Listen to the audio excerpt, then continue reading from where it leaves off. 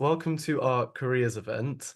It's not the traditional careers event you'd get at university where you'd see dozens and dozens and dozens of careers at once and get overwhelmed. We've specifically tailored this so that people that study things like Russian studies, Ukrainian studies, etc., could find this extra useful. So we have very carefully selected the people that we have here, and we're very happy to be joined by them. So introductions. Who are we at the UBASEECAS? Again, if you've been to our events before, this shouldn't come to a surprise, but if you're new, we are an undergraduate association, and we specifically help people who study the languages and cultures of Eastern Europe, Central Asia, and everything in between. Our goal is to unite students around the UK with a place for discussion, academic and professional development. We have an event once a month, and there will be more in semester 2, including an in-person conference. Everything is listed on our website. Sorry for not changing those there. Okay, so now I'm giving these introductions in the order of our speakers. So Naffisa Cham has been working as a civil servant for the Cabinet Office since 2021. Her academic background lies in the following: so history and economics for her at bachelor's, modern standard Arabic, and finance and management. Naffisa has worked in operations at the Ministry of Justice and in policy at the Home Office. She's currently working in a strategy and engagement role at the Department for Business and Trade. She's a very exciting career ahead, and she's already been having a very exciting career. We are extremely grateful to have someone with such experience, despite having only recently come out of the education system. Next will be followed by Ian. I don't know why the points have gone like that. Very sorry. Ian Proud. So he has worked as a British diplomat for over 20 years. He is a fellow of the Chartered Institute of Personnel and Development. He has a diverse career history working in Thailand, Afghanistan, and Russia. And he has a broad range of expertise, not to mention the following: so diplomatic tradecraft, strategic thinking, policy development, crisis management, major event planning, politico-economic analysis, and sanctions policy. So there's a lot there. So really, really interesting. He's also served as the Vice Principal for the International Academy, which is sort of a branch of the Foreign, Commonwealth and Development Office. And he's just published a book, and there is a link when these slides are available. You can click on the link to potentially buy it. It's called A Misfit in Moscow: How British Diplomacy in Russia Failed, 2014 to 2019. And I'll be sure to have a read of that when I get the chance. Finally, she's not going to be with us here, but we can always get in touch with her via email or other means. But she's provided us with a video. So this is Yelena McCafferty. She's been working as a professional translator and interpreter in the UK since 2001. Which is the year I was born, so that's really crazy to think. She is a member of the British Chartered Institute of Linguists, is chartered both as a translator and also chartered as an interpreter. She currently works as a translator with TalkRussian.com. She's the winner of multiple awards, including a special commendation as an industry ambassador for her contributions to the profession, as well as the ITI's Best Performance on an Interpreting Assignment Award. Both of those were in 2017 and 18, respectively. She has a diverse translation portfolio, ranging from translating legal contracts, books, films, as well as synchronous interpreting. Some of the books that she has translated are The Spy Who Was Left Out in the Cold by Tim Tate, Dancing with Shadows by Adrian Churchwood, and Translation: A Guide to Practice of Crafting Target Texts by Stella Craigie and Anne Patterson. And I think it's great that she has translated a book on translation. So it goes to show there's so much to do in that industry. So yes, I will now hand over to Naffisa. If you need to share any slides, I can make you a co-host, but if you don't have any, then I'll just stop sharing these. Thanks so much, Matthew. Hopefully my connection bears with me. It's been awful today, but thank you for inviting me today. I'm really honoured to be part of such a panel of distinguished guests. In comparison to Ian and his portfolio, I'm a very baby civil servant, only been in civil service for 2 years. But just to give a bit of background on me, I grew up in a relatively lower socioeconomic, come from a lower socioeconomic background. and born and raised in Northwest London, spent most of my life here, and studied in Mill Hill, went on to do an undergraduate at York and study history and economics there. And then following that, history and economics, very random combination, didn't really know what I wanted to go into. And whilst I was at uni, I explored like going into finance and the world of like investment banking. And yeah, attended like a few insight days and just decided it wasn't for me. So I took a year out, and after my undergrad, I went to Jordan for a year and I studied standard Arabic. I went as an independent student, and yeah, that year just taught me a lot about myself mainly. And upon coming back from Jordan, still hadn't made my mind up about what I wanted to do. It was like a year of distracting myself with learning Arabic. And yeah, upon coming back, I wasn't sure in terms of career what I wanted to go into. So I did a master's, and purely of like personal interest. I studied Islamic finance, sorry, and management at Durham Business School, and really, really enjoyed the course. I think in terms of my academic career, it was definitely the highlight of it. And following my master's, I was applying to different grad schemes, and came across the FAST stream, which is the Civil Services Graduate Scheme. And I thought it was a really exciting offer because there were a list of different schemes, and the schemes are based off of different professions that you can go into as a civil servant. So just going into the FAST stream a bit, when you initially apply for it, you submit 4 scheme preferences. So I applied for the economic scheme, the finance scheme, given my like academic background, and I applied for the generalist scheme and the diplomacy scheme. And as I went through the process, towards the end of the process, I was being considered for the economic scheme and the generalist scheme. And finally, I think it was from when I initially submitted my application, I think I found out like 7 months. It was a really long process, quite stretched out. But in that period, I was quite tunnel vision on the fostering application. And yeah, eventually was accepted onto the generalist scheme. In terms of the application, so you submit an initial application just with like general details, your background, etc. And then the second stage of the application is the work style questionnaire. And then you complete that, submit it, and a couple of weeks later, you find out whether or not you passed on to the next stage, which was the situational judgment test. So it's like probably like most of the graduate scheme processes, but yeah, there was a situational judgment test. And then a couple of weeks later, there was a numeric test. A couple of weeks later, there was a work-based scenario test.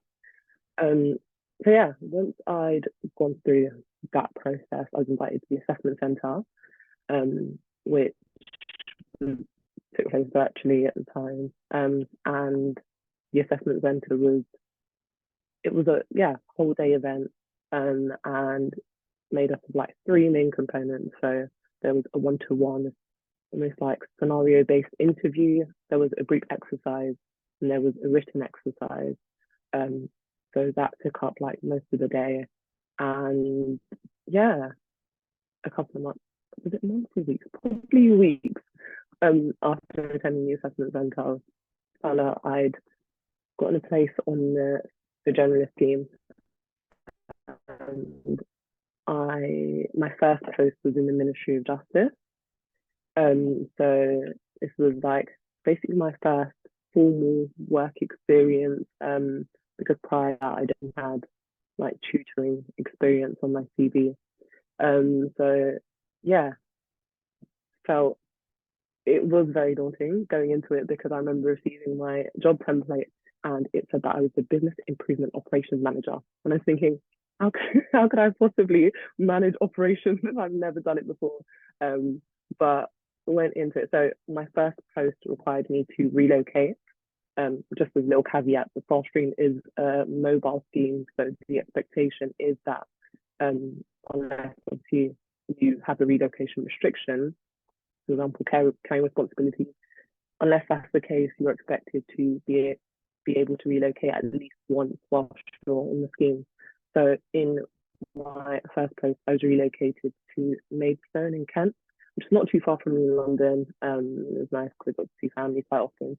And I was based in Maidstone Combined Court. So this was my experience in the Ministry of Justice. As you'll come to learn, or as you may know, the civil service is an enormous organisation with so many different departments. Within each department, there are so many different units. So you may know, most people know HMPPS, which is His Majesty's Prisons and Tribunals, Prisons and Probation Service. I was working in HMCTS, which was His Majesty's Courts and Tribunals.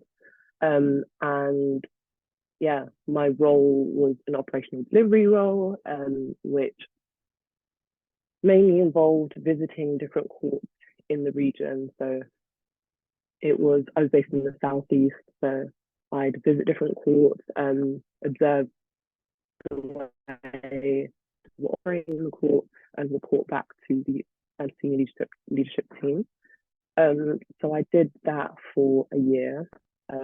On the generalist scheme, which they've now changed into, they split the generalist scheme into two. So now it's an operational delivery or a policy scheme. But back when I applied, it was just clumped into one as the generalist scheme. And yeah, so where was I? Yeah, so visiting different courts, reporting back to SLT, and also coming up with different initiatives that could improve the way staff work in courts and make processes more efficient. That was my role. I did like a few different random projects.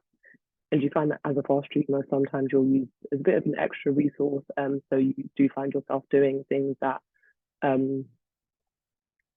don't necessarily always fit your job description, but it's always exciting projects. So yeah, that role was an interesting one. There were peaks and troughs. There were quiet periods, and there were periods that were a lot busier. And yeah, so once I'd completed that 12-month posting, I moved over to the Home Office, which I think so far has been the most exciting experience out of the three that I've done. So at the Home Office, I was working on visit and visa policy, which I had lots of misconceptions. Obviously, going off headlines, you have lots of misconceptions of what it's like working in the Home Office. It was very apprehensive, but yeah, on joining it, luckily I wasn't working on any contentious policy, and was working instead on the legal migration side of things. And that was interesting, part of a really interesting project on looking into the UK's transit routes, looking into the UK's exemption routes for foreign delegates. So yeah, that was all really interesting, quite fast paced. I was involved in amending legislation, which was all really interesting, going through the process of passing bills through Parliament. And again, in my personal life, I didn't know anyone that worked in the civil service, so it was literally walking into a world of unknowns. But yeah, it's been very rewarding, and it's been a very interesting experience. And yeah, so finally I completed my post at the Home Office back in the end of September. So I've only been at the Department of Business and Trade for 3 months. But yeah, I'm working in a strategy and engagement team, working in the chief negotiator on trades, working in his like, I wouldn't call it a private office, just in his office because yeah, he's not a minister, but it is equally as fast paced. And yeah, I'm really enjoying the role.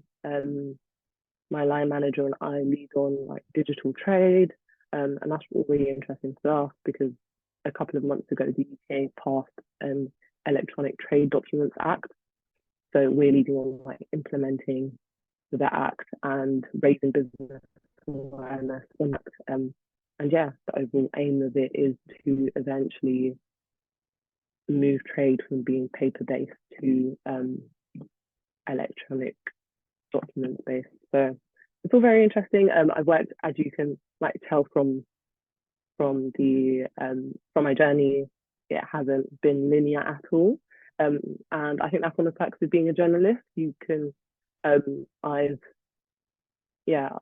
benefited from being exposed to so many different working environments, different organizations in the civil service, different ways of working.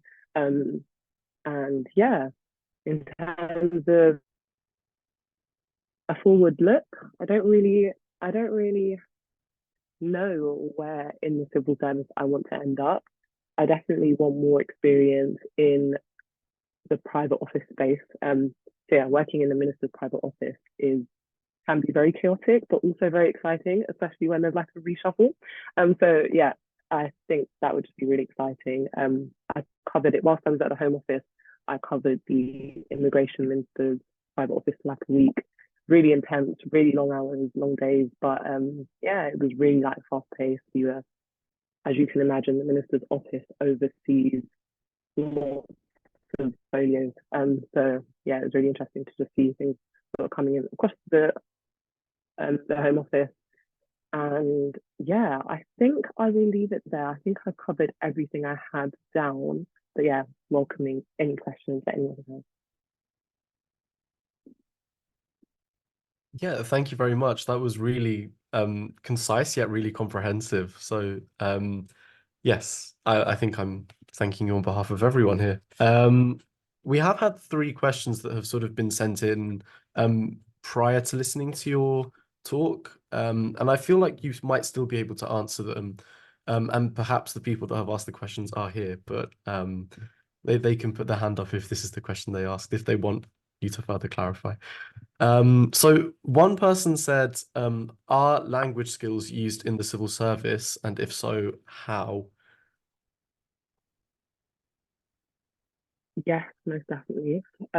Just going off the Home Office example. So I worked with colleagues that worked very closely in so for example, one story that like springs to mind is a colleague that worked in human trafficking. And as you can imagine, like victims of human trafficking can sometimes struggle to explain their experiences because their English is not the best. So like language skills play such a pivotal and important role in helping them explain their journey and in resolving the crimes that have taken place. So yeah, that's one like example that springs to mind. Interpreters are like always used in the Home Office, whether that's in immigration enforcement or in yeah, in policing, even like in so many different pockets of the Home Office, like having language skills just are vital. And yeah, having access to, again, another experience that comes to mind is when I was working in courts and tribunals. Some of the court hearings and sessions took place virtually, and for lots of them there was always like an interpreter at hand to overcome that like language barrier and ensure that the defendant like gets to convey like their side of things and in the best way possible. So yeah, language skills can open up so many opportunities for you as a civil servant. There are really strong languages networks as well. I'm part of the Civil Service Language Network, and it's, yeah, there are thousands of people that are part of the network, and there's an overarching civil service language network, but within the network there are smaller networks for specific languages. And yeah, again, they're just hubs of people who have an interest in the same language as you. And each individual language network hosts sessions where they invite speakers and they talk about like their career journeys. And there's like sessions where you can practice your language skills with other people, like you're matched up to the buddy almost, practice your speaking. So yeah, I think language skills are a way to definitely open up lots of opportunities for you. There are also a way to connect with people. Yeah, as I explained, the civil service is just a massive organization, meet people from all walks of life. And yeah, it's just really cool to connect with them over an interest in a language. Well, it looks like the I hope that overarching answers the answer is question. yes. Yeah. There are loads of opportunities to use language. I mean, someone else asked, are there opportunities for translation specifically within civil service? But I think you've Okay. already answered that. Mhm. Yeah, those two go hand in hand. And then we had another question, which was sort of, Also, really quickly, sorry to cut you off. yeah. Just off the back of that question, I've come across like quite a few job adverts where it's for roles in different posts in different countries, and the job adverts look amazing. But then Mm, one of the caveats is we prefer a language, a person that speaks French, for example. And it's like, okay, well, could have I applied, but see. like a French speaker is probably going to get that. So yeah, it does give you that added advantage when it comes to like applying for roles, especially in. But yeah, sorry, that was just an extra code. No, that's all very useful. Yeah, thanks for that. And also Ian's just put into the chat that GCHQ in particular has a lot of translation related work. So I guess that's a form of civil service. So yeah, I guess if that's specifically what you'd like to do, particularly with Russian, then I think GCHQ is the route for that. But yeah, I wouldn't be able to say anymore. And then another question. This one is sort of less related to languages, just more general. So someone's actually applied for the fast stream, but unfortunately it was unsuccessful. Do you have any advice for future applications, whether it would be for the fast stream or other ways of getting into the civil service?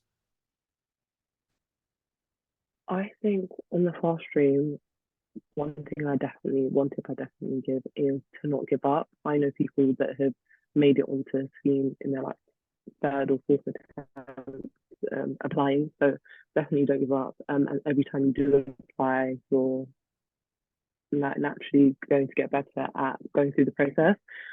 I'll put my email down in the chat bar and happy for like the network to circulate it. But yeah, I'm always happy to look at examples of behaviors and of strengths, like written examples, because I think once you master speaking in civil service language, like it makes the process a lot easier for you. So yeah, it does require like a lot of preparation, but just having some solid examples in specific formats. So yeah, for example, if you're talking about civil service behavior, it's very useful to structure it using the STAR method. So talking about the situation, the task, the action, the result, for example, like it just gives your answer to like interview questions, for example, structure. So yeah, just knowing like things like that will definitely make the application process a lot smoother for you. I definitely say with the assessments that aren't timed to take your time. I remember doing spending like hours on that one just to ensure that it like I double checked my questions and my answers, went back on answers, and I just didn't rush through the process. So yeah, me taking advantage of the assessments that aren't timed. And yeah, I definitely say speaking to people that have gone through the process. So again, I'll put my contact details in the chat, but more than happy to like pick up with people that are considering applying and sharing like tips. Yeah, excellent. So there's a lot to say, really. when it comes to advice. And I guess a really important thing is having someone that's gone through it. So yeah, you're really a perfect contact for people who are looking to go into civil service.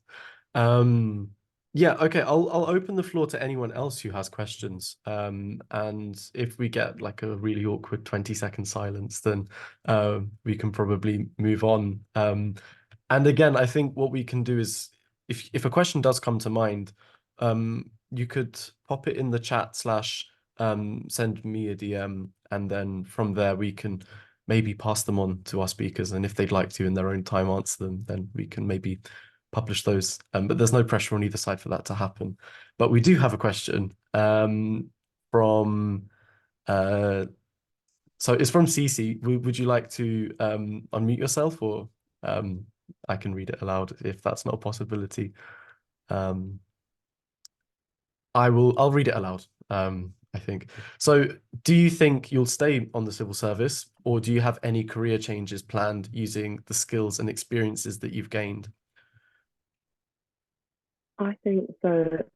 With the fostering, one thing I didn't mention is that so it's a 3 to 4 year scheme depending on which program that you're on, but it is a fast track into like the senior roles in the civil service. So I definitely think that I want to stay around to experience what it's like,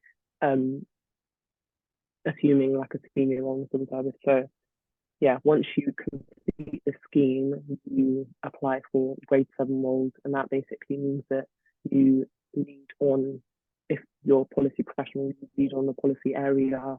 Grade 7 roles usually, I think, like majority of the time, involve line management experience, which is something I haven't done yet whilst on the fast stream. So definitely just exposure to like gaining some new skills like managing a team, and yeah, working with even more autonomy. Don't get me wrong, as a fast streamer, you are given a lot of freedom in the majority of teams that you work in.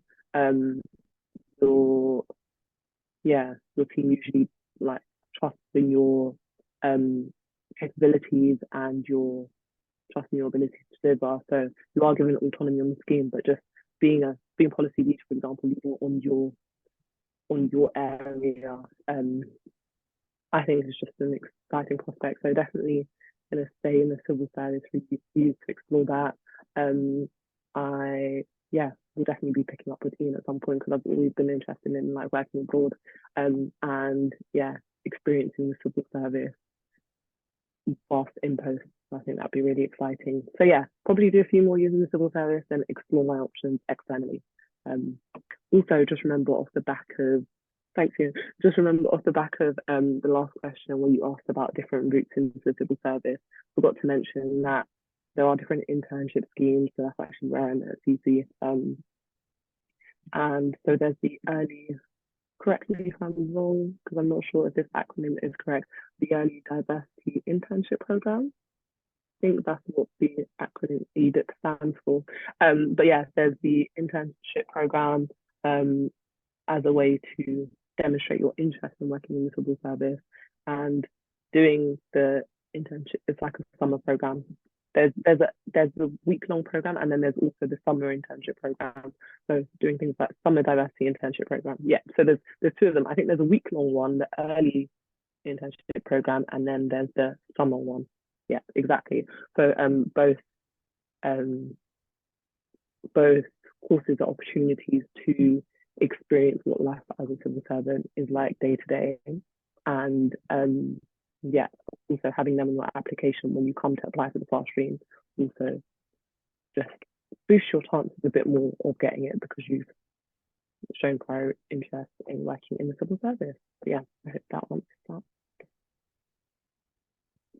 Definitely answers that. Yeah. Does anyone else have any? Yeah, Maddie has a question.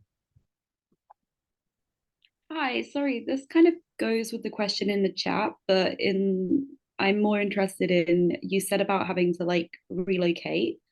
How feasible is that on what you're paid in the fast stream, and kind of is that does that mean that you have to have money like saved up behind for that, or I don't know. So the fostering will provide. I didn't actually know this when I was relocating, because I was just onboarding onto a scheme. I was the first year and wasn't really aware of this. But the fostering do provide support for relocation, and it's just a matter of like keeping receipts for things and expensing them once you start. Um, and yeah, in terms of relocating, for example, into London, because I know lots of jobs, lots of the jobs will be based in London. There, so the fostering has reformed their pay recently, so there is a London waiting, and yeah, hopefully that helps. Like, yeah, hopefully that helps cover it a bit. But again, there is like support available if financially like you're ever in a bad place. The fostering early the fostering team, sorry, are really like hands-on with that kind of thing, and they will redirect you to like support services. Don't get me wrong, it's not, you're not starting off on the high salary as a fostering role, but I see it as taking a salary sacrifice now for the 3 years of like intense training and then going on to a grade 7 role. And yeah, and then that's the way the fostering market it is. Your salary like basically doubles once you come off the scheme. So yeah, it's a bit of a like a, I don't know if I could call 3 years a short-term sacrifice, but in the grand scheme of things, yeah, it definitely equipped you with like lots of experience, and definitely a diverse CV once you come out of the program. So I think it's worth it. Thank you. Thanks. No worries at all. Yes, a question that I have, and it sort of just popped into my head as you were talking. Would you say that the fast stream is like a really long internship, which pretty much has a job at the end as long as you stay on? Yeah, I would. The only reason why I wouldn't compare it to like a long internship is because there's not that like continuity. So you change posts every year and you start in a new department, working with a new team. And in terms of personalities, you have to be very adaptable, very welcoming of change, because what it feels like once you've found your way around the department and once you know what you're doing, once you finally feel like an expert, you're having to move on. So it yeah, it's in that sense, whilst you're on the year of the program, it does feel like an internship.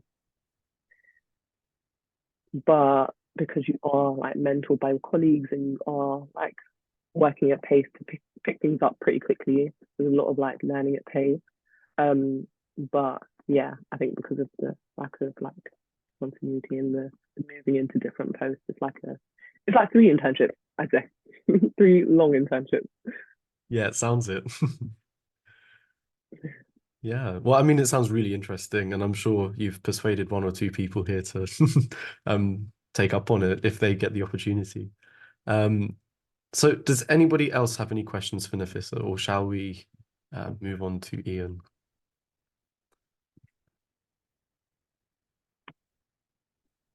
Okay, I'm taking a 10-second awkward silence as let's move on. But once again, thank you very much for your talk and for answering questions and also for providing your contacts. Yeah. So yeah, thank you very much. And now I will pass on to Ian. So yeah. I probably have an absolutely massive face at this time of day. So please need to close the computer. Can you see me? And more importantly, actually much more importantly, can you hear me? Yes, both are very clear. Good, very good. So just a quick follow-up on the question about the fast stream. I mean, certainly in the Foreign Office, we don't have many fast streamers every year. I mean, we have a good batch, but it's never more than about 40, 50 people at the most. In my intake, I won a place on the fast stream in 1998. It was about 24.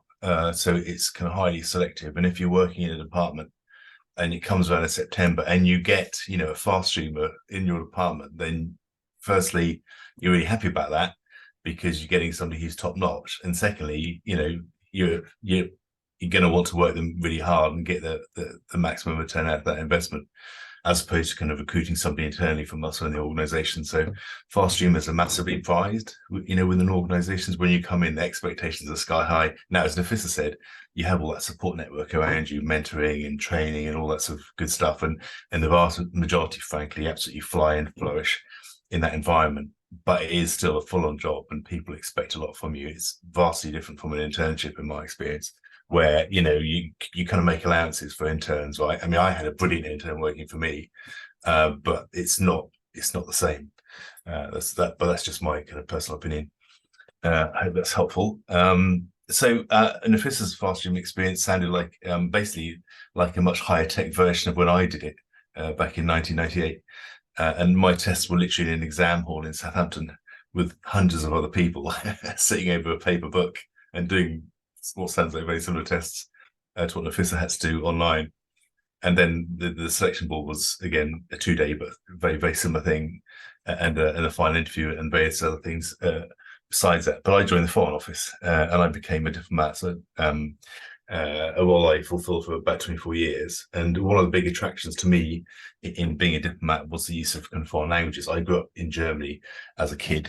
I came back from Germany with schoolboy German, only to find that I couldn't actually study German until I got to secondary school a few years later, which I found massively frustrating. So I took up Gujarati because my best friend was a Kenyan immigrant, and his mum used to teach me Gujarati in the mornings when I picked him up on the way to school. But I mean, essentially, diplomacy is really about kind of being and really immersing yourself in another country by living there and working there for 3 to 4 years, possibly kind of 5 years in some cases. And it's really important because particularly if you kind of step back and look at news coverage today, particularly on what's happening in Ukraine or what's happening in Israel and Gaza, what you commonly see is there's a kind of rush for people to take sides, often extreme sides, and kind of the media and social media that we engage with almost kind of forces us to, to take a view one way or the other.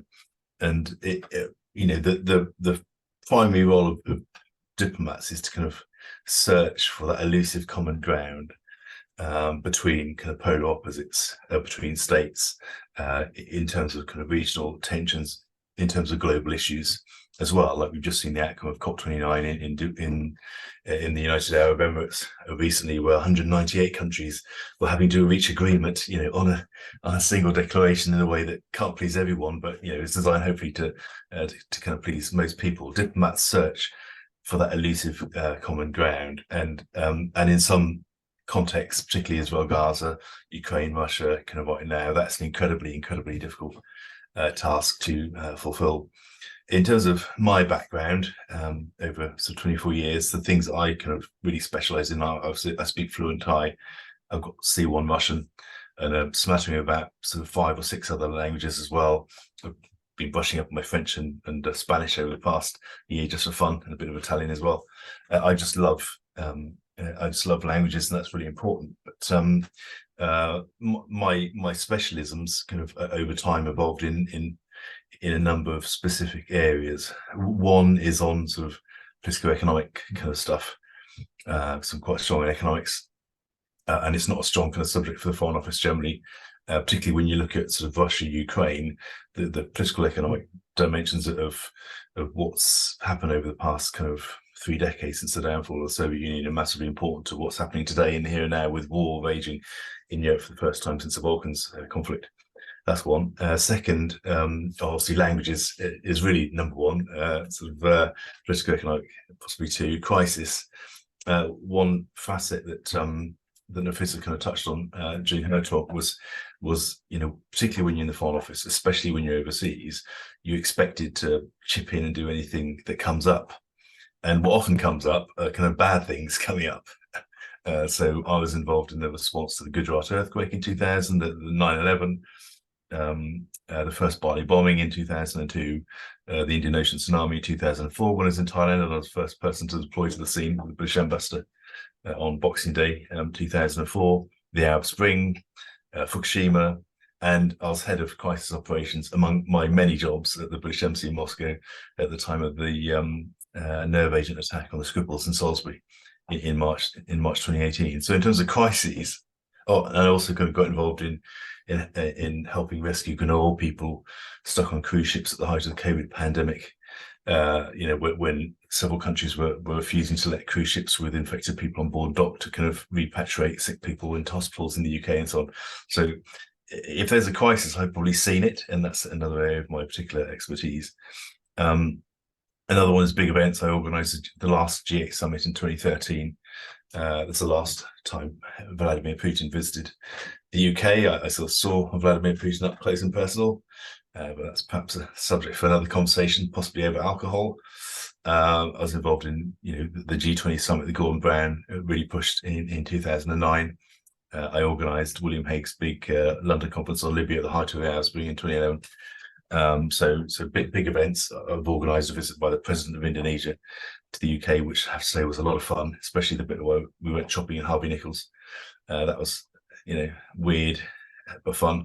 So big events is another thing, and then country-specific knowledge. So obviously, I've developed expertise on Russia and the former Soviet Union by dint of having studied it effectively for the past decade. I've also got a lot of deep expertise on the political, economic, military history of Southeast Asia, having previously been the head of Indonesia team, East Timor, having served in Thailand. My brother was born in Singapore, but I was in the British Army, so huge interest in Southeast Asia as well. And that's one of the great things about diplomacy, that you can kind of find a niche, something that really kind of lights your fire, and really kind of get yourself immersed in that through your work, which is a fabulous opportunity. But it does require some personal characteristics, qualities. There's emotional resilience, for a start, particularly like the tsunami, where 6,000 people were killed in Thailand alone, about half of them foreign tourists, including about 130 or so British tourists, and thousands others injured. And you've got to be dealing with that because you are the government in that country, and people expect you to kind of step up and do your job.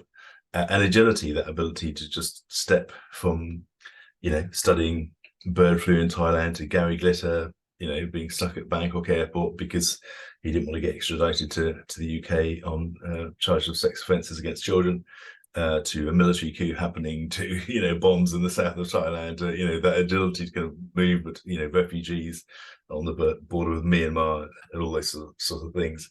You've got to nimbly kind of wear different hats, often at the same time, which, got to be honest, is not always a good look, but I'm not really want to give fashion advice. So that's one of the fantastic things about it. But one of the core things, and I really want to talk about languages now, in particular, zero in on that a bit, is the two kind of critical functions of diplomacy when you're overseas. That stepping back very briefly, that there's a real distinction between the Foreign Office job in London, where it's about advising government ministers and the whole kind of policy process of doing submissions to ministers, briefing ministers, sitting in Parliament with ministers when they're taking questions, that sort of stuff, policy stuff, really good stuff. And actually the diplomacy bit of being in the Foreign Office, which is a totally different job, in the yin and yang of a diplomatic career. The overseas bit is a bit where you do diplomacy. And that's what I'm going to talk about now in the context of languages. And the kind of two key aspects of that to really kind of think about, for you guys, it might be helpful for you guys to think about, is I break it down to two words: insight and influence. Now, the first kind of insight is really kind of understanding what's happening, in the country, so that, you make sense of, well, why is Putin acting in this way? Why are things so bad between us now?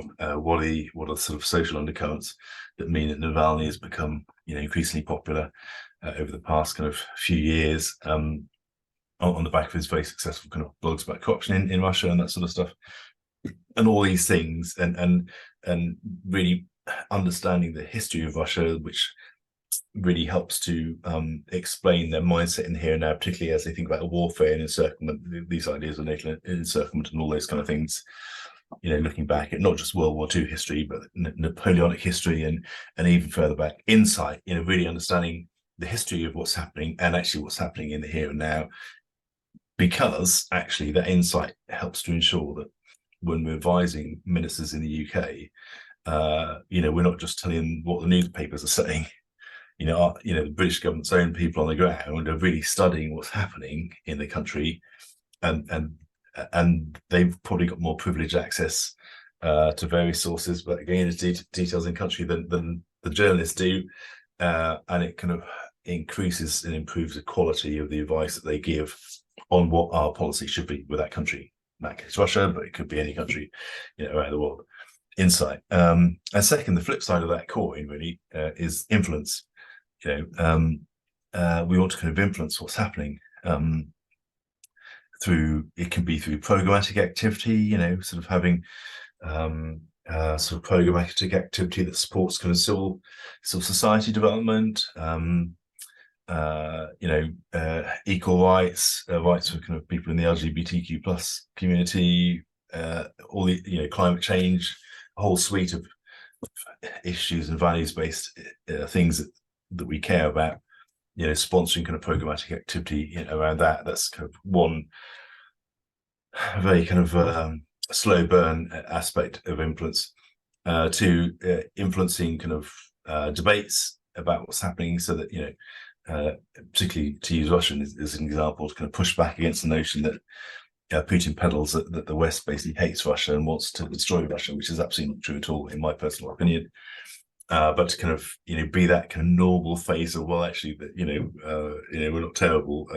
You know, we have our values and we support them. But you know, going to universities, I did a lot of work in Russian universities when I was out there, think tanks and other kind of vehicles where you can engage with debate, you know, sensible and grown-up debate about areas that we feel strongly about, but also kind of areas where perhaps, you know, we want to understand better, you know, the Russian or other country perspective and so on. So there's that type of influence. Then there's kind of getting further up, you know, the actual going into a government ministry and actually having something formal to discuss, you know, because either they've called you in to discuss it, or our ministers have sent us in to discuss it, you know, with the Russian government, where it's a proper, you know, two different sides of the table discussion about their position and our position, and can we kind of deconflict or manage or find common ground in some way, you know, at that given point in time. There's that influence, which is much more kind of at the coalface of influence. And for both insight and influence, you really kind of having the language helps massively, frankly. You know, we tend to assume that with our kind of Western liberal, you know, sensibilities, that we can just go in, have an agenda, say we want to discuss this now, and we'll work through it methodically, and at the end they'll say yes or no to each of the pieces and we can go away. But actually, so outside of kind of Western Europe in particular, you know, that's, you know, not really kind of how decision making happens, how relationship building sort of takes place. So, you know, when you've got the language, you can really gain a deep understanding of what works in terms of influence, you know, in a particular country, you know, how best to kind of gather insight by having conversations, how you time those conversations so that you know, it's what I call the art of spending as little time as possible talking about things you most need to discuss. You know, it's how do you kind of time when you ask for a bit of information in the context of talking about golf and karaoke or whatever it may be, food, who knows. So it's, you know, getting that sort of really under the skin of the country, and how people think and how they think about us, things they care about, and the best ways to kind of find common ground in that kind of melting pot of complexity, if that makes sense. That itself has challenges. One being that, you know, it's you know, you have to kind of have a comfort with difference. You know, you have to accept the fact that, you can't just cancel somebody because they don't agree. When you're living in their country, you can't cancel, then that's how they think, and you just have to deal with that. So that, you need to develop that comfort with dealing with difference, and also that kind of, if you like, that comfort with kind of moral ambiguity. And the way to gain insight is to kind of socialize with people. You might be socializing with misogynists, racists, and homophobes, for example. And actually, when do you bite your tongue? When do you kind of fight? When do you fight that sort of short-term battle? Or do you think longer term about the value of the sword, and keeping the conversation open by not sort of calling out stuff that, if you were discussing it in London, you probably would absolutely call it out, if that makes sense. So there's that is something that a lot of people kind of struggle with, because actually, when you step back, I mean, ultimately you're there to serve UK interests in that country, and that means thinking a bit more strategically and long term about how you manage relationships, with that laser focus ultimately on how best to kind of promote kind of UK interests wherever you're working. So I've waffled on for quite a long time now, so why don't I pause there? I mean, we can talk about sort of the fast stream process in terms of how you can maximize your chance of getting through that from a Foreign Office perspective. But I certainly think that once you've got through the initial hurdle of these tests, which are designed to kind of knock out most of the competition, it's once you've got past that stage that you're best able to kind of show your credentials and bring out your kind of language aptitude. But I think you need more than that. Besides, you need to kind of show an interest in policy developments as well, because, as I said, there are kind of two sides of that diplomatic service coin. But these are things that you get an opportunity to kind of showcase more once you've got over the initial hurdle of the fast stream kind of initial tests sequence. So shall I pause it there if anybody has any follow-up questions?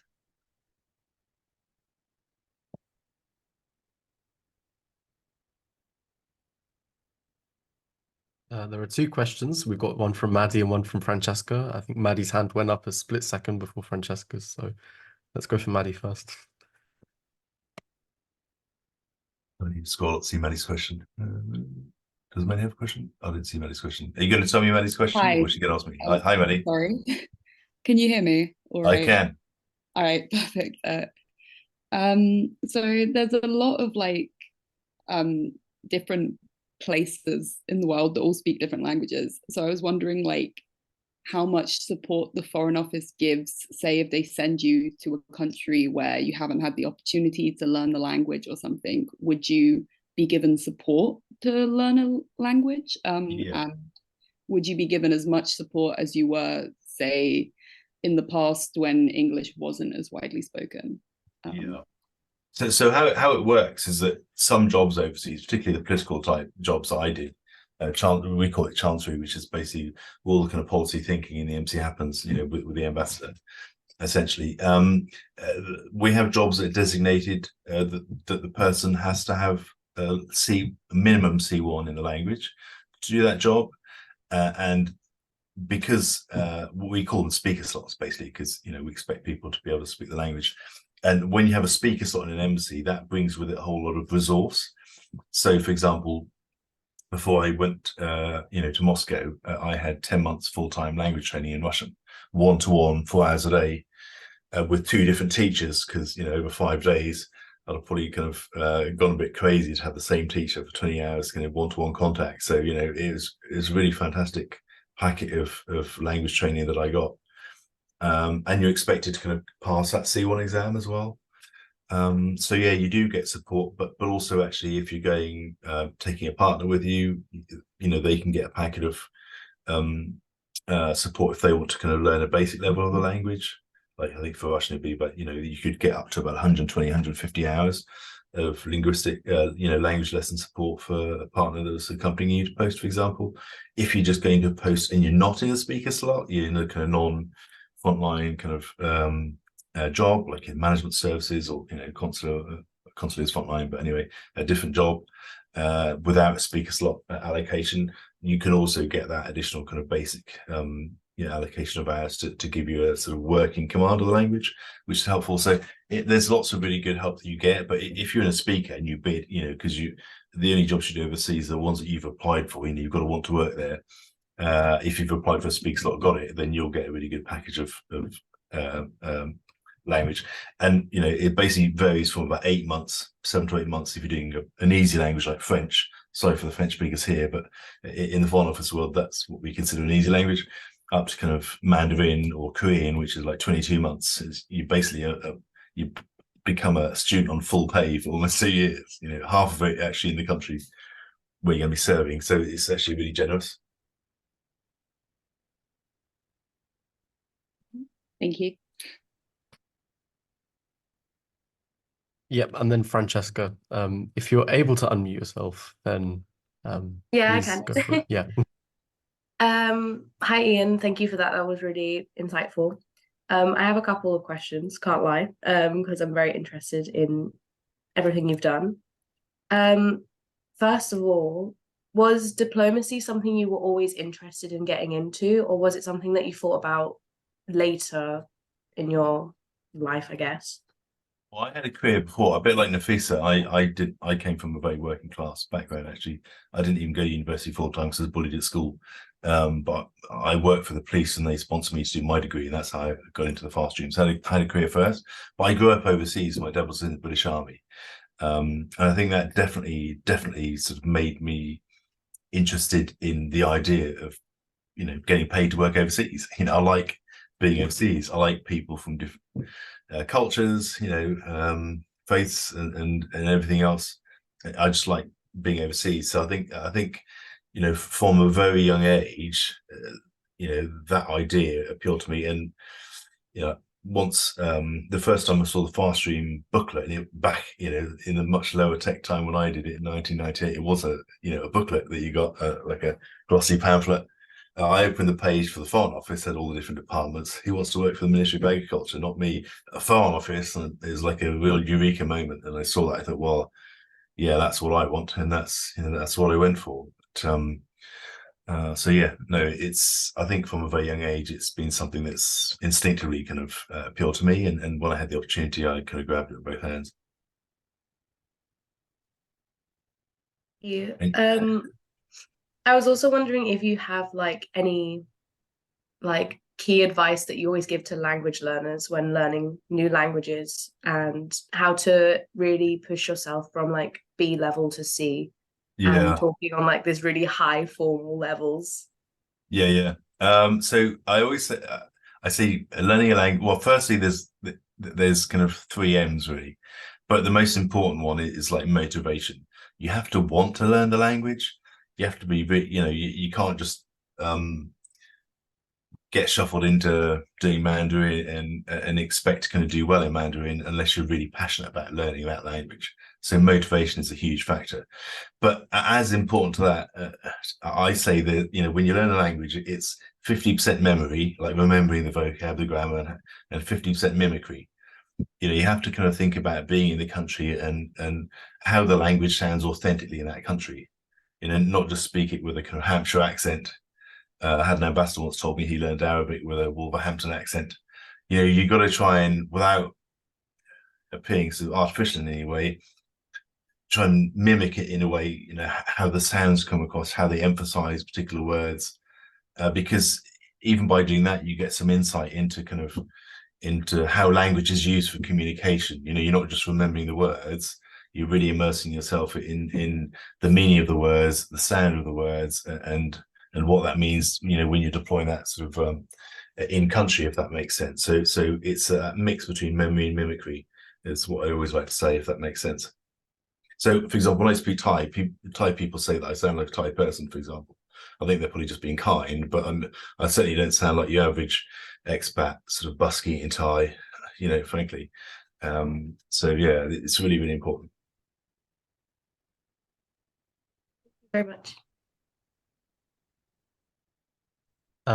We also have a question in the chat, and this is a bit of a personal question, but I was wondering if it's hard to balance personal life with having overseas postings and being so busy with such intense work. Well, you don't really have a personal life, especially when you're in Russia. Believe me, you have no personal life when you're in Russia because they're watching absolutely everything that you do. But in Russia, I was with my wife and my 2 young kids, and that certainly kept me sane. But nevertheless, you need very understanding kind of family members in that same context. It can be a lot harder if you're single, frankly, particularly in Russia, because they throw all these kind of distractions at you, prospective lovers and all that sort of fun stuff that happens, kind of weird and wonderful posting like Moscow. But yeah, for me, certainly in Russia, sort of family life was important. I mean, 1 year I traveled 110 days of the year traveling around Russia, just like 110 days. I was on the move around the country. When I was in Moscow, a couple of nights a week, 3 nights a week, I'll be out in, Daily Mail stereotypical Ferrero type receptions, either our residence or somebody else's residence. So it's a pretty full-on lifestyle, and you don't get paid for that. I mean, it's you get allowances for working overseas, but you never get overtime. The only time I ever got overtime overseas was after the tsunami in 2004, just because that was so intense and so exceptional that it's meant to be your lifestyle in a way, but it is difficult, can be difficult to balance it. But that's personally how I balanced it in Russia. I also have a question which tags on to that. I've heard that if you're working as a diplomat in another country, the laws of that country don't apply to you in the same way they do to their citizens. So do you get certain protection, or is that a bit of a myth? No, it's not a myth at all. You do get protections. But the important thing, and we saw the Harry Dunn case where Anne Sakoulas was ferreted out of the country before she could stand trial for that, and that was resolved through that kind of that process that took place over the past kind of year, where she was able to kind of attend court remotely. Certainly in our UK system, anyone can claim diplomatic immunity, but for the UK, unless there are exceptional reasons, if you've committed a crime under local law, you're expected to kind of take the penalty, so long as the penalty doesn't sort of compromise your ability to do your job in country, in which case you'd be sent home probably, if that makes sense. We would never give somebody up for some kangaroo court in Moscow for very obvious reasons. But if you got stopped for speeding, or you got these automated kind of speeding fines or loads of speed cameras around Moscow, then you'd be expected to pay it, for example. So yeah, you can, and certainly in London, a lot of embassies do pull the immunity card all the time. But in most cases, we expect officers to kind of fess up and front up when they've done something wrong, unless there are reasons why, we feel they've been stitched up or so on and so forth. If that makes sense. Yeah, no, thanks for answering that.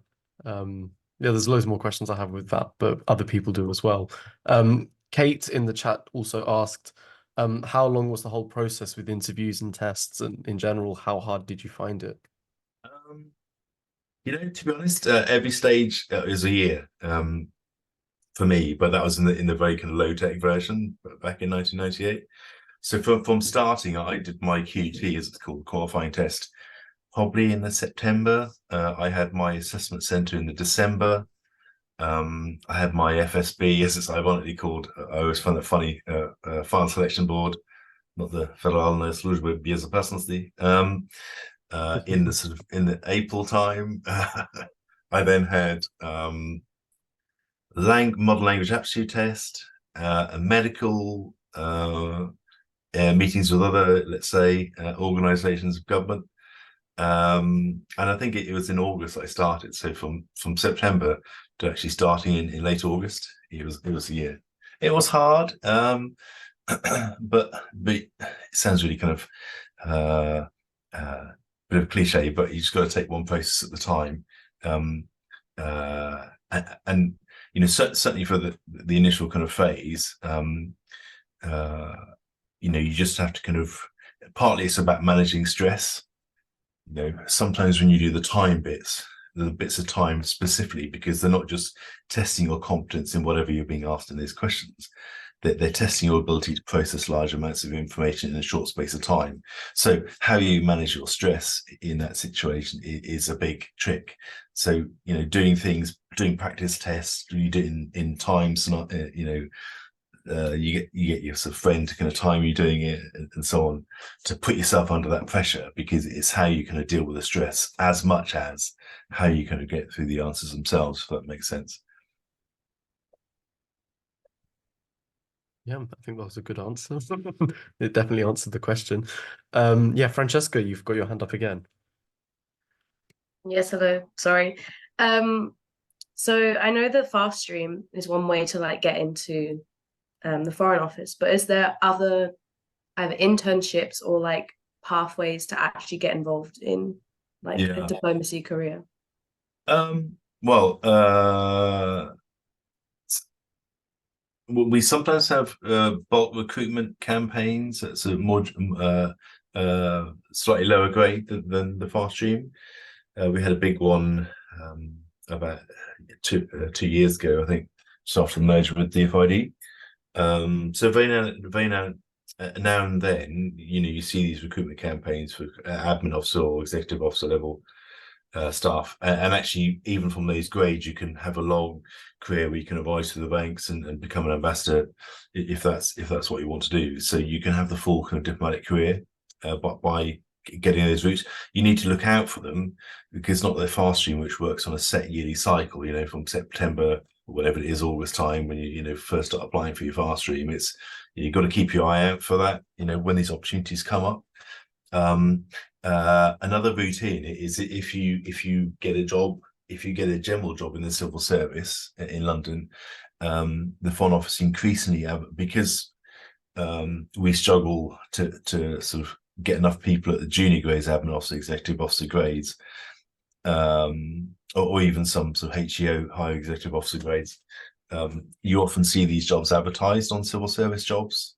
So if you get a job in, I don't know, any other government department, working out of Whitehall in a sort of policy type job in Whitehall somewhere, then look out for FCDO jobs coming up on civil service jobs and apply to move across from the department, civil service department that you're working in the here and now. That's another really good way. I sort of have a really good person from DCMS, I think. She contacted me, Wupe her name was, and she wanted some advice, and she just emailed me a few weeks ago to say that she finally picked up a job in the FCDA, which I was really delighted about. So yeah, that's the other kind of, I say, the other way to kind of get in, if you're not sort of getting on the fast stream itself. We talked about the SDIP, the Some Diversity Internship Program, separately. Yeah, I had a fantastic woman on that with me, Sarah, and yeah, she was brilliant, but she got in the fast stream but didn't get in the FCDA fast stream. So so it's no guarantee that, you know, but it's definitely worth doing, if only for the fast passing, where you leapfrog these kind of dreaded tests at the start of the fast stream process. Is that helpful? She was nodding. I don't know if you can see. I can't see nodding. Okay, there we go. Yeah, Francesca was nodding. Yeah, thank you. That was very useful. Sorry. We have James has a question in the chat. Yeah. I can read it out just for the recording. Okay, go ahead. Go ahead. So yeah, James asked in the chat, is there anything in particular we should be doing to prove our interest in foreign policy or affairs? And is work experience useful or necessary? The fast stream gets a diverse mix of people straight out of university and people who've had a few years work experience. So I mean, it's really for you to decide what timing is best for you. But I think what is helpful is two things. It's one, obviously your track record in studying languages at university, that, you know, prior to that, but it's firstly that, you know, opportunities to kind of spend time overseas, living in another country, even if it's just for a 2-week or 3-week internship, but, you know, some organization, NGO overseas. This is always kind of really good, because you get a chance to kind of talk about that experience if you get through the final selection board in your online interview. And the other one is to kind of try and get some opportunity to learn policy thinking and policy skills, because, and Naffisa said it earlier, you know, if you get through to the assessment board bit after the kind of dreaded tests bit of the fast stream process, you know, you've got to prepare your, you know, thematic topic for discussion. In my case, back in '98, it's weapons inspection in Iraq, you know, at the height of the kind of Monica Lewinsky scandal, before I suspect most of you on the call were even born. That's making me feel extremely old, but that's what I did. And but it's still helpful to, you know the topic that you're going to specialize in when you front up, but also know how to think about it in policy terms. And you know, that's kind of, to put it really simply, it's kind of why do we, the UK, care about this issue? Why do we care about what's happening in Gaza, Israel? Obviously, immense kind of human cost, risk of regional conflict that could suck in sort of other regional powers, and so on. You know, conflict and protection of civilians agendas going on there. Yeah, how do you make sense of what's happening in the here and now? Not just, well, how do you describe what's happening? Well, we know what's happening because we can see it on the news, but, you know, what are the historical factors that have led to, you know, us being in this situation we're in today? You know, how have we, basically, not what does it look like, but how have we got here, if you like? You need to think about how you describe that. And then you need to think about, well, if we do nothing at all, what happens next? You know, if we do nothing at all to kind of engage in this, what's going to happen next? You know, it's very clear in Israel Gaza, for example, that actually, you know, a military sort of victory, if that's even possible by Israel, won't be the end of the matter. So, you know, what does the long term look like in terms of the risk of further escalation? You know, Hamas and bringing Hezbollah and all that sort of stuff. But actually, what do we want to look at? What do we want it to look like over the longer term?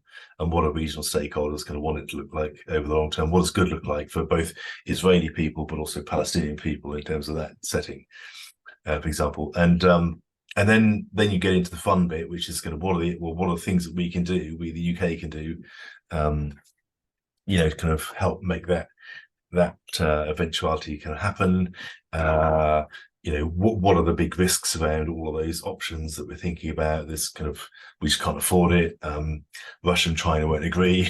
You know, all these kind of, we won't have public support for it domestically. You know, for, you know, we've seen, for example, aid to Ukraine is a massive issue at the moment, both from the Hungarian but also the US perspective. You've got to think about the domestic, the political aspects of that as well, and then also think about the kind of wider stakeholders in terms of, well, what are other people doing?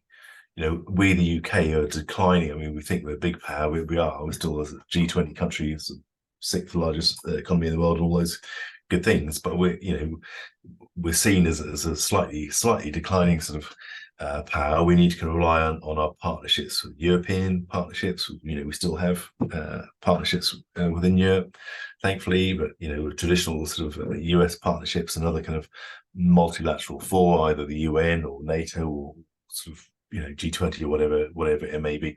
You know, if it's a sort of a sphere or an issue where, for example, I don't know, you know, a different country, you know, the French elite, for example, well, what's the value added that we can provide in support of what they're doing, for example? So think about the wider stakeholder map in terms of what other people are doing, and then just kind of muscle it all together and, you know, come up with 2 pages where you're basically telling or advising or suggesting to the minister what, you know, what the options are for us, the UK, and you know, please agree. So you know, you got to think in that structured way through a policy challenge to the point where you can stick it on 2 pages of paper and put it up in front of a minister. So give yourself some practice in trying to do that, because that would be massively helpful. I'm talking about doing a workshop up at Durham University possibly next year where we can basically do something like that.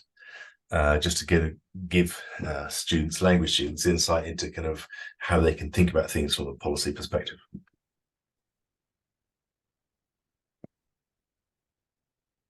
Well, I mean, I wish I wasn't graduating now. I wish I could be a student in Durham University next year.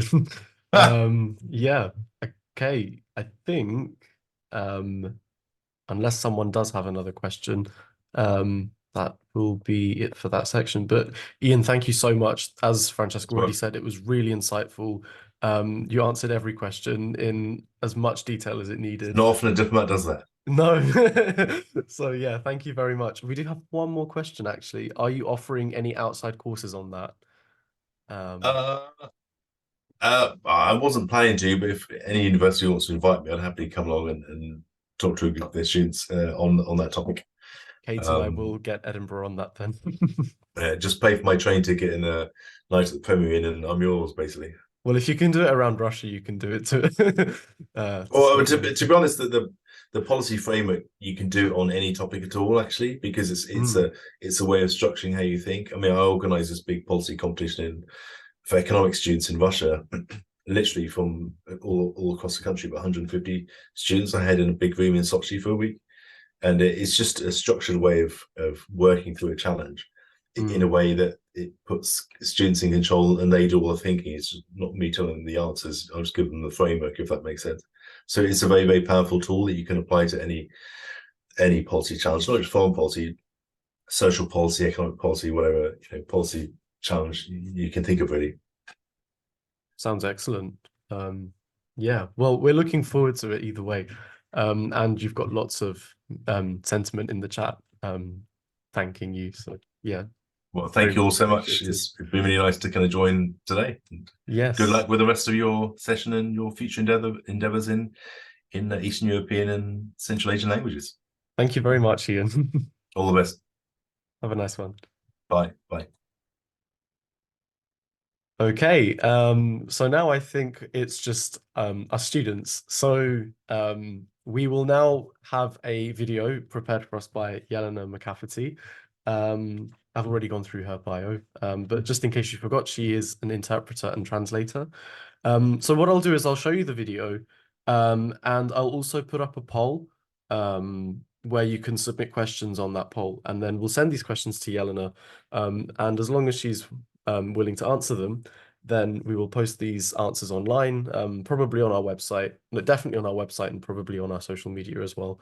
But yes, so I will quickly get the video up. Hello, and thank you very much for inviting me to be part of your event. I think it's a wonderful idea. I'm Yelena McCafferty. I am a Russian translator and interpreter with nearly 22 years of experience here in the UK. I am also a director of Talk Russian Limited. I think I might have enough experience to talk to you today about working as a translator and interpreter. And I think a good point to start with is to assess what makes a good translator and a good interpreter. And I really like the saying that good translators are good writers and good interpreters are good public speakers. But first of all, let's take a translator. What personal and professional skills would you preferably have if you wanted to start a career of a translator? Yeah, good writing skills, absolutely essential. Attention to detail.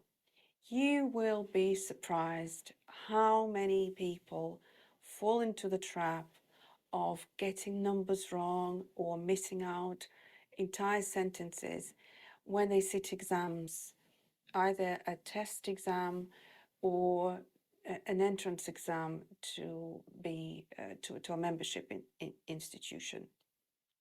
Yeah, so good writing skills, attention to detail, research skills, because you may feel confident enough to take on a project which you think you know enough about in relation to the subject matter, but then somewhere deep within a file there's some interesting detail that you would need to research to be able to translate it correctly and accurately. And you need to know where to look out for these things, reference points. So research skills are paramount if you work as a translator. Timekeeping, self-discipline. You will have deadlines to meet when you work on a project. And if you work from home, even if it is a nicely equipped home office, I would strictly advise against working in your pajamas. Yeah, you may be the only person working in the house. You may have no face-to-face or even online video interaction with anyone. But in my opinion,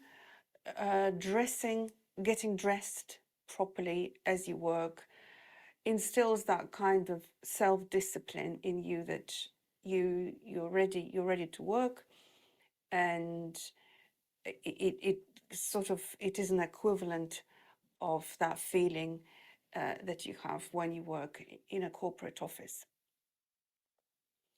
Willingness to learn new technologies.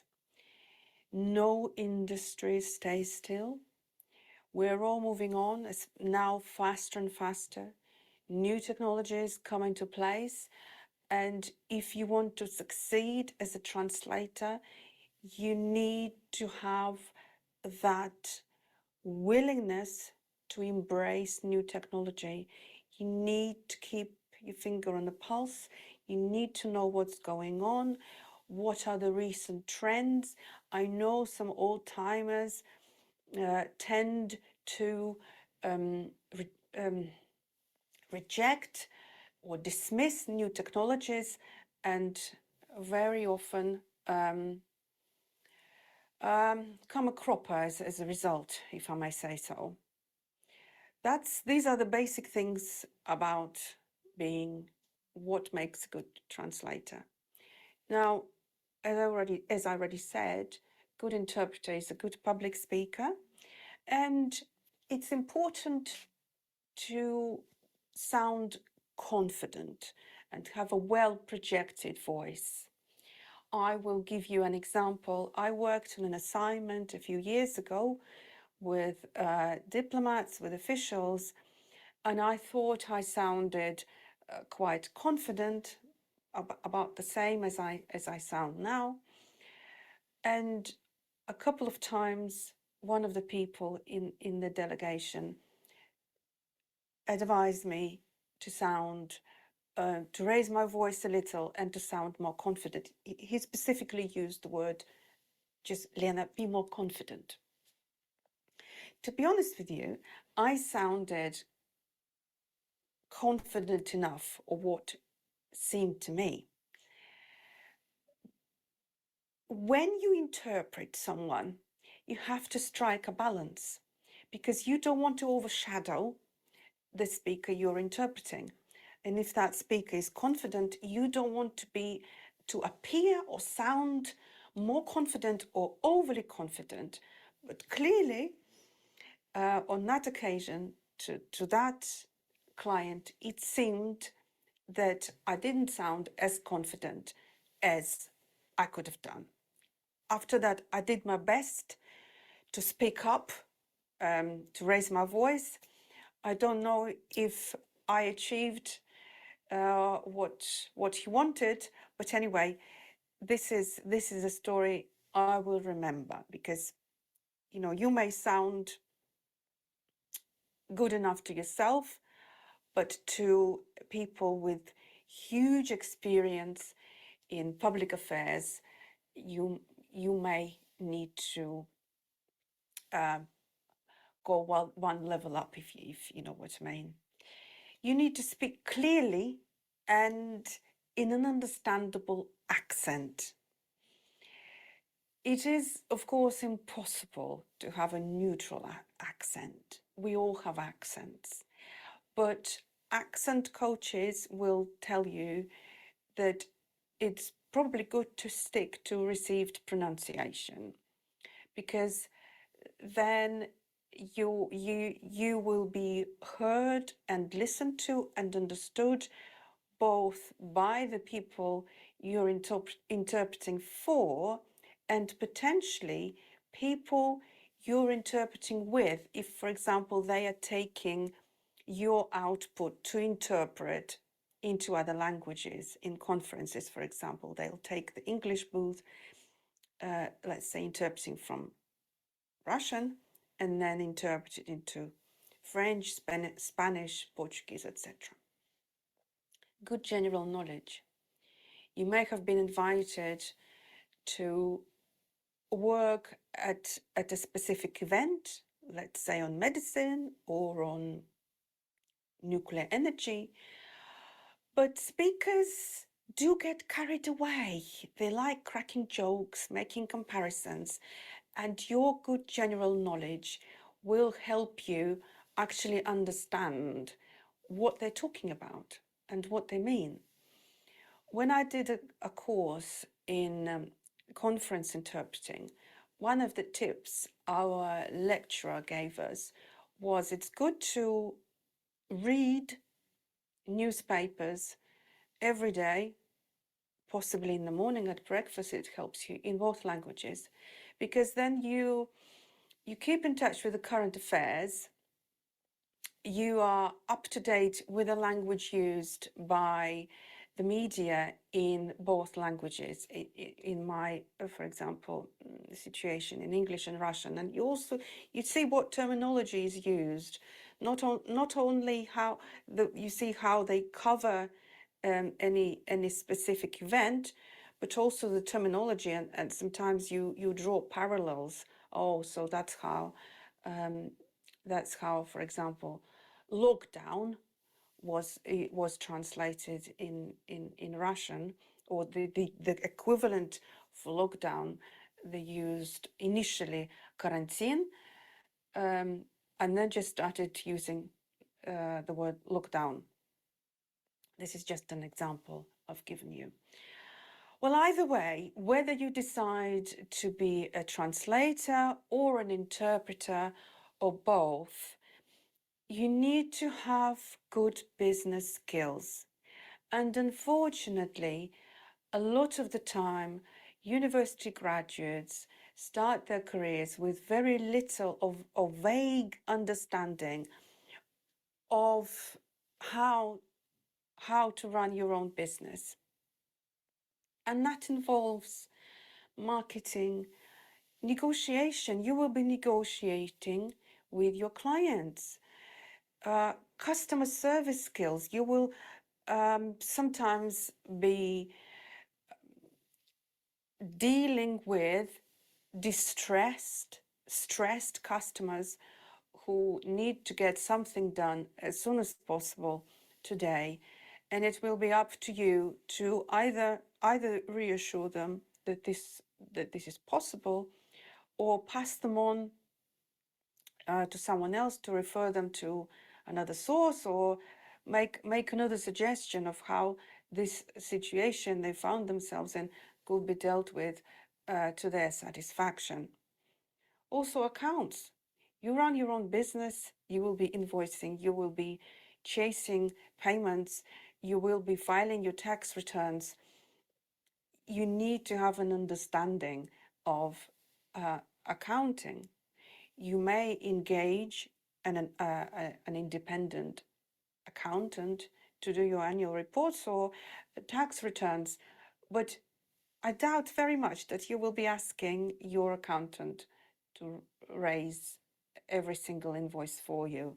You need to have accounting software, just basic understanding of how money works. And money is an essential part of any business.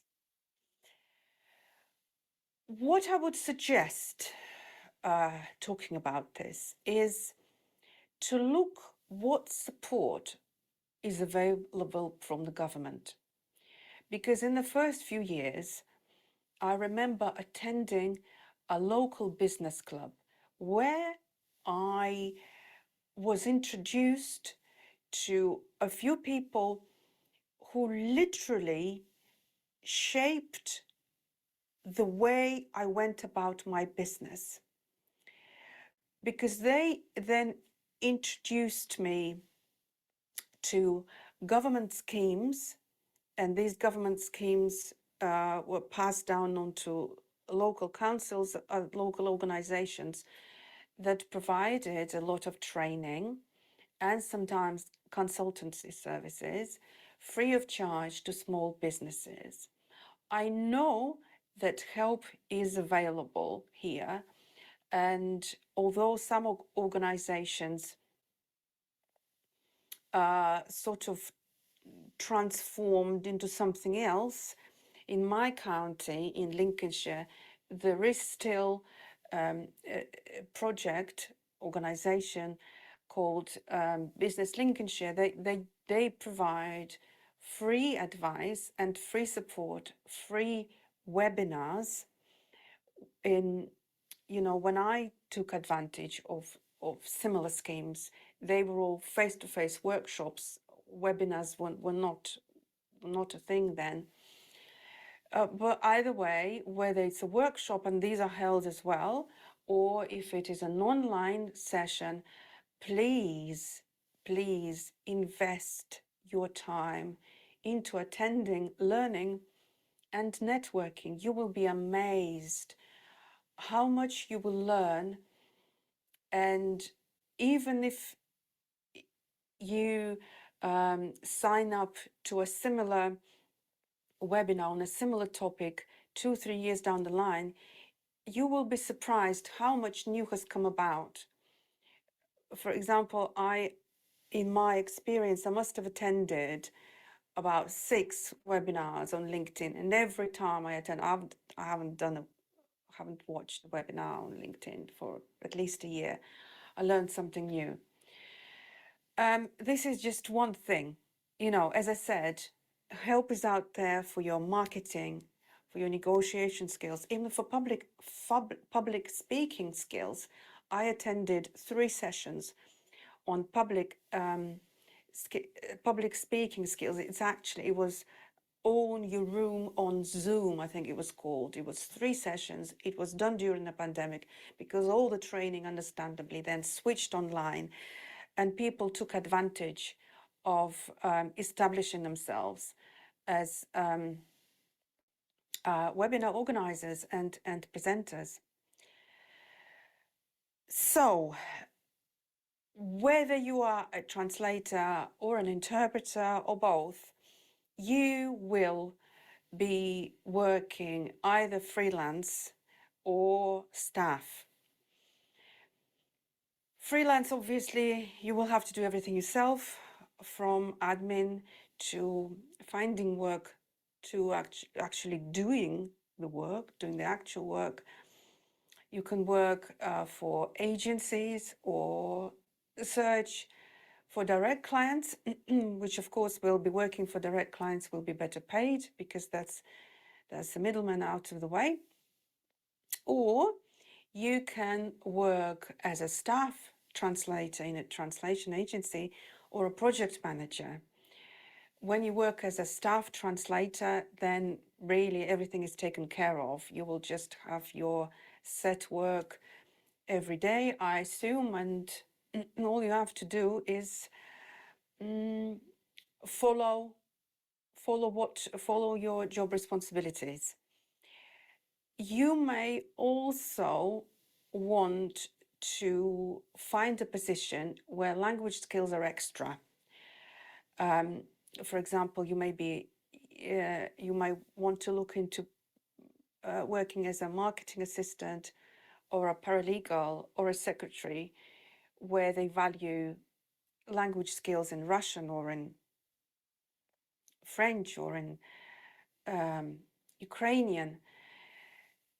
However, there are certain challenges about this.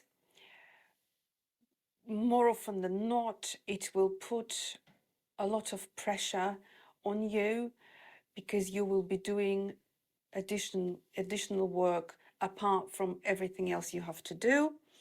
You may still have very limited skills to do translation or interpreting, or sometimes it may go beyond your remit if your employer is asking you to provide certified translation and you're simply not accredited to do that. So working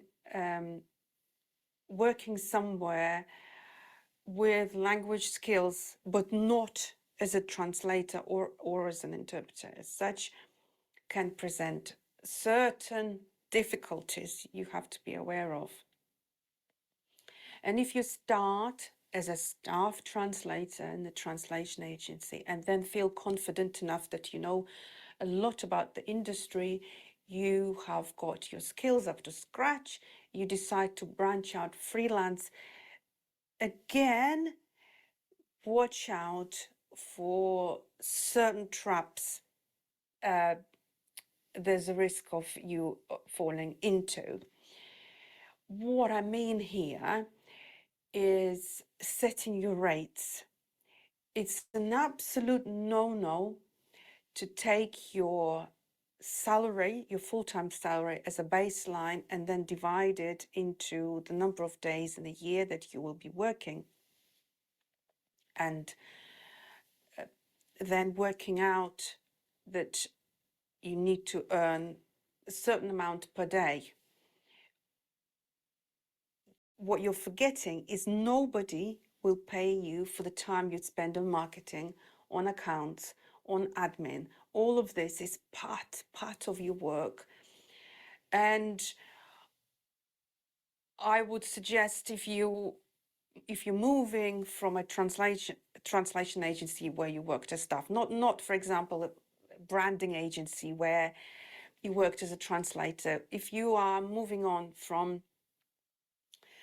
working as a staff translator for a translation agency, I think you will get a pretty good idea of what rates freelancers charge and should charge.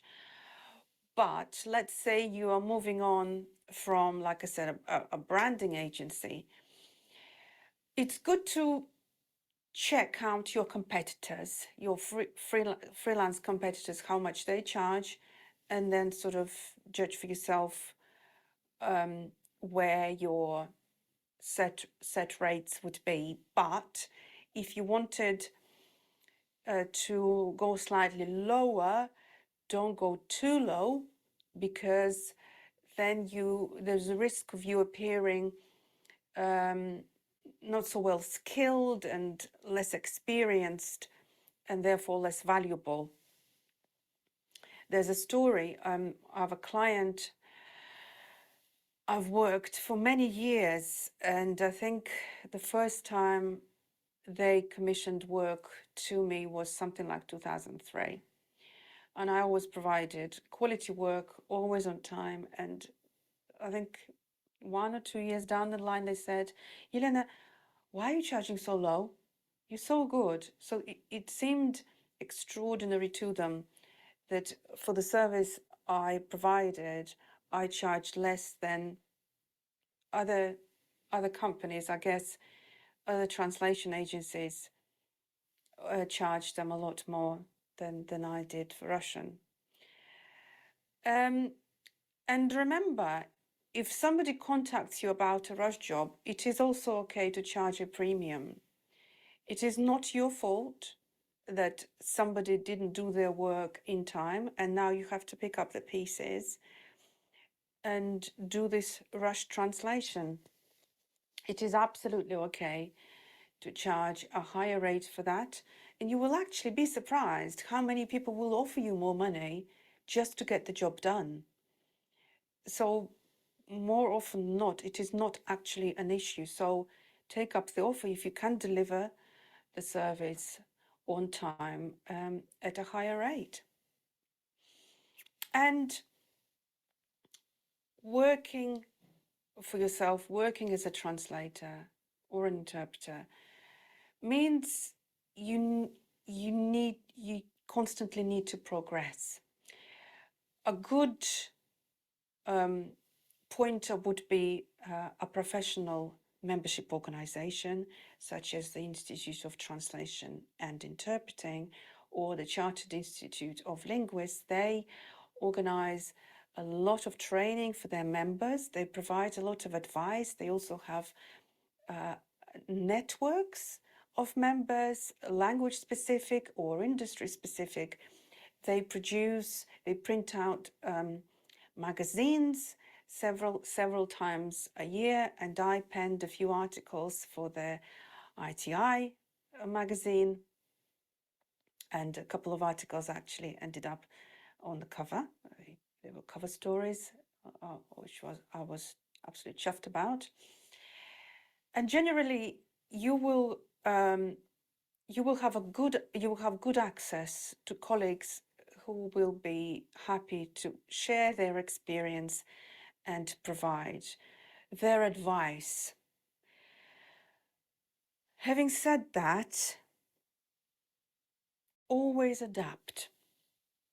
Follow the PESTLE principle. What is PESTLE? These are basically this is a group of factors that will influence your business, and these factors are completely independent. No matter what you do, they will influence your business. So PESTLE is political, economic, social, technological, legal, and environmental factors. Again, an example, last 2 years, it's been really difficult for those in the Russian language market, for the obvious reason, because when the military action kicked off in Ukraine, nearly straight away, a lot of British businesses pulled out of Russia, sold their business, and those colleagues who relied heavily on helping exporters with translation and interpreting found themselves in a very difficult situation, because suddenly a huge share of their work went out of the window just like that, and they did nothing wrong.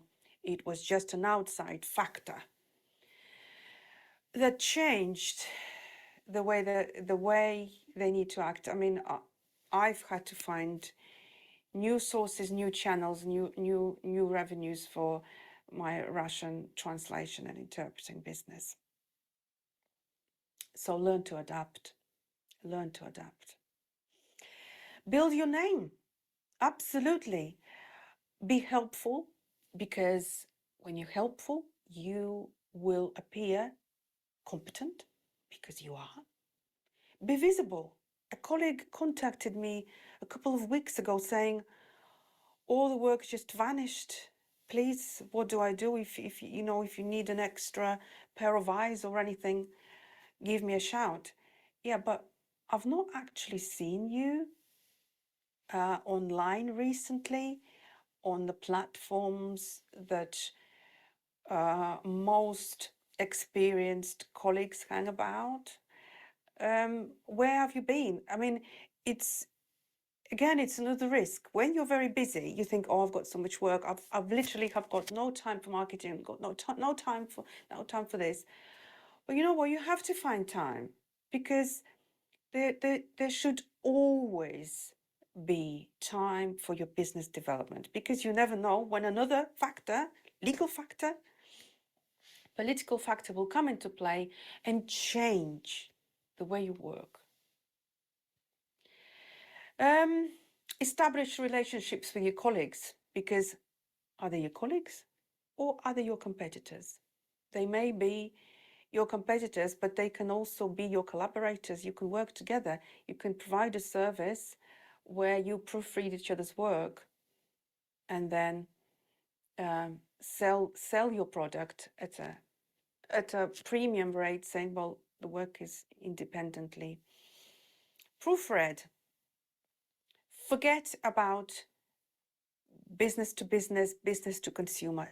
Think about people to people, because people buy from people, and it's important to provide a personal service and to make a good impression with your customer service, and think long term. Yeah, keep your finger on your pulse, but also think long term. If you kind of believe that translation or interpreting is not for you, then time to move on. Don't get stuck in a quagmire where you see no way out of. Change your profession. Move on to doing something else. Well, I think that's about all from me. I hope that I've given you some pointers, some food for thought. I've only scratched the surface, but I do hope that I've given you enough to ponder on and hopefully put into practice when you weigh up your options of what you want to do next. Remember, AI is looking over the shoulder. I didn't have much time to talk about AI today, but yeah, no industry is the same. Everything is moving on, and you need to stay in touch with your times. So thank you very much for listening. I won't be taking part in your questions and answer session as I am recording this session. I'm going on holiday. But feel free to email me your questions if you have any. The organizers will provide my email address to the attendees, but just don't expect instant replies from me. I am back from holiday on the 4th of January, and if there are any questions to answer, I will definitely reply to you. So just bear with me. Other than that, I hope you all have a lovely festive season and Merry Christmas. Thank you.